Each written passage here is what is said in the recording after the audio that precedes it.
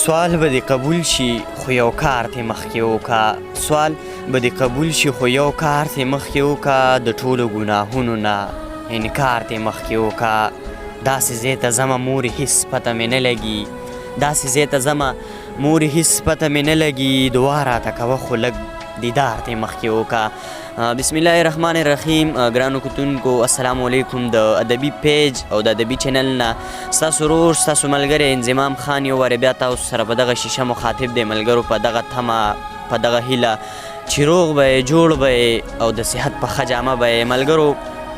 خپرونه د ادبي ګلونو د نور کله په شان را سره نن بیا یو ځوان فکر او زلمی شاعر را سره ناستې کوي د ادبي ګلونو نننۍ خپرونې میلمه سمیع الله سمی صاحب را سره ناست دی ملګرو د نور کله په شان راغلي یو سیمه د چارسدې سرکي علاقې ته راغلي یو ملګرو زموږ مقصد خواره واره رنګونه راټولول او تاسو سره په دغه شیشه شریکول په دغه لړ کې نن راغلي یو د چارسدې سیمه ده را سره ناست سمیع الله سمی صاحب ډېر وخته مو نه اخلم راځي په خپل پروګرام کې ورته په شریکه هرکلی وایو سمیع الله صاحب په پروګرام کې درته هرکلی وایم السلام علیکم وعلیکم السلام زه ستاسو ډېره شکریا ادا کوم چې دونه په لنډ تنګ وخت کې موږ له د ژوند یو څو لحظې راکړې او دلته راغلی ستاسو ډېره مهرباني شکریا عزتمن شي ستاسو هم ډېره زیاته مننه کوو چې موږ له وخت راویستو ډېره زیاته مننه سمیع الله صاحب پروګرام کې به درنه پوښتنې هم کوو ورسره به درنه خوندور شعرونه هم اورو خو ټول نه لومبی را سره خپل یو غزل شریک کوي نو ډېر به خوشحال شو غزل څه داسې دی چې ارشاد په توره شپه کې به رڼا ښکارېده په توره شپه کې به رڼا ښکارېده په ټولو ښکلو کې صفا ښکارېده ما دنیا پرېښې هم ستا په سر وه ما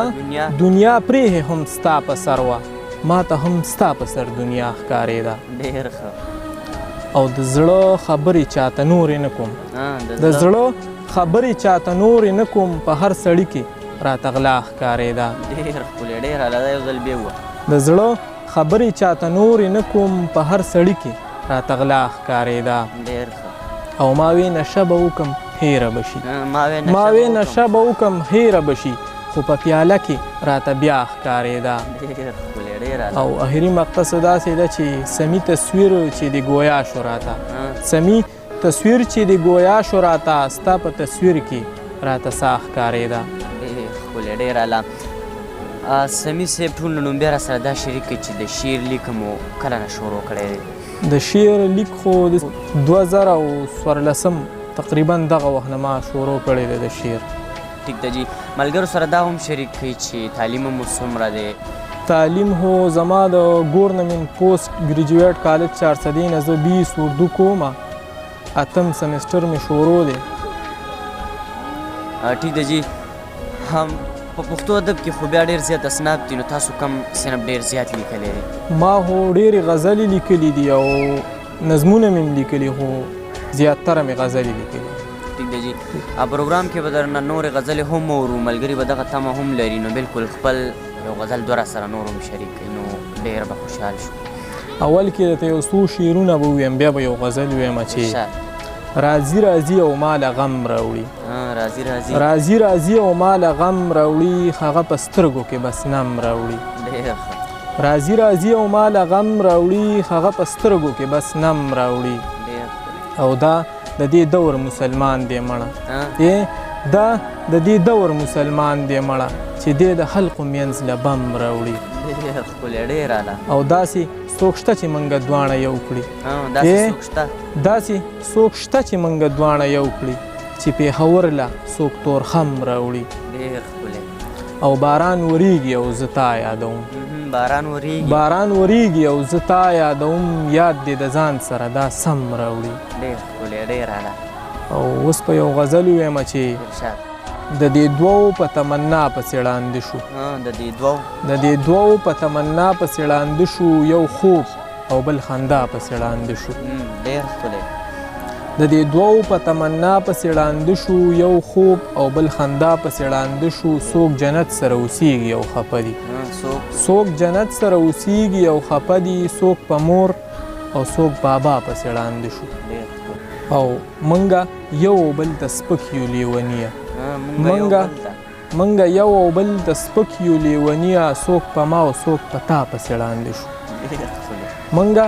یو بل ته سپک یو لیونیه څوک په ما او څوک په تا پسې ړانده شو یو غریب مې خواله راغی ډېر خفه و یو غریب مې خواله راغی ډېر خفه و ای سمي وی بس جنا پسې ړانده شو ډېر اعلی ملګرو خپرونه د ادبي ګلونو راسره ناست سمیع الله سمي صاحب دغه خوندور شعرونه به مو اورېدلي وي سمیع الله سمي صاحب پروګرام کې به درنه د یو غزل غوښتنه بله کومه نو بیا پروګرام راټولو نو یو غزل سره بل شریک یو غزل بل ویم ترهی چې ستا در یې پرېښود روان شو خپل صادر څنډې ستا در یې پرېښود روان شو خپل صادر څنډي لکه چې خان د حلقو منځ کې خپل نوکر څنډي ډېر ښکلی او هغه سړی به د جنت مستحق ولې نه وي هغه سړی به د جنت مستحق ولې نه وي چې دی په خپله هم افسر دی او افسر څنډي ډېر ښکلی او منګه جومات چرته په میاشت کې جارو کړی نه دی منګه جومات چرته په میاشت کې جارو کړی نه دی هغو ته وګوره همیش چې خپل مندر څنډي ډېر اعلی او پرون ښکاري ورله د مور ساګانې وویستلې پرون ښکاري ورله د مور ساګانې وویستلې په تشه جاله کې بچې یې نن وزر څنډي ډېر اعلی